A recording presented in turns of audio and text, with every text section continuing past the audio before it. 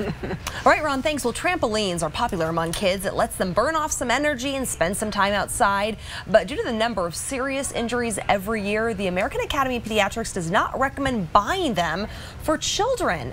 We've got Katrina Jensen here to talk about the dangers of trampolines. She is a registered nurse for Intermountain Moms. Okay, Katrina, the recommendation is don't buy them, but we have a lot of people here in Utah that already have them. We do. I think if you're thinking about buying one, I would really heavily consider not doing it because they are so dangerous. The injuries in the emergency room, over 100,000 injuries that ended up in the emergency room. We're all concerned about our kids and their safety. What kind of injuries are we seeing? Well, a lot of broken bones, neck injuries, can even be serious paralysis in the worst case scenarios, but elbows, wrists, arms are very common because of the netting. You know, if you don't have the padding and the springs all around the trampoline. So if we go back to, if you have a trampoline, most people use them honestly as an activity for the kids to do, so the parents don't have to be wondering what the kids are doing. Okay, so kind of like a babysitter? A little bit like a babysitter, and I think that that's common, but really there should be supervision, no more than one child on the trampoline at a time.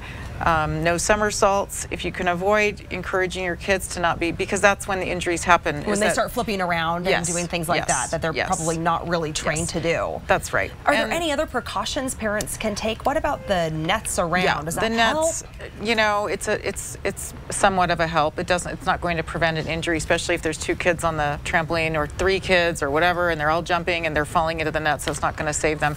The other thing is make sure that the trampoline is low to the ground. If you don't have nets, even if you do have nets, because you know things like rocks and other things. I've noticed in Utah a lot of people dig a hole and put them in the ground. Is that safe? Yeah, I mean it's safer. Safer than so you don't fall off. Yes, I mean it's all closer to the ground is always better. So yeah, are you seeing kids fall on rocks too from the trampoline as well?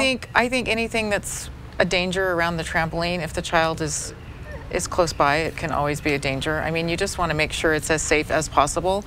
And the main thing is supervision, honestly. Is that your number one? I think so. And the number of kids that are on the trampoline at a time seems to be the catapult that causes a lot of injuries. Okay, if you have one, make sure you're watching your kids on the trampoline and then limit the number of kids on the trampoline. And if you haven't bought one, try not to. If your kids go to a neighbor's and want to jump on one, make sure you use the same guide. Supervised yes. Too. Okay. Because that's really common is, oh, I want to go over to the neighbor's house to jump on the trampoline. Because they don't have one. I had that happen, and yes, it's Katrina, not a popular thank you so decision. Much. Thank you. We'll put all the information on our website, KUTV.com. Let's check in now with meteorologist Chase Thomas.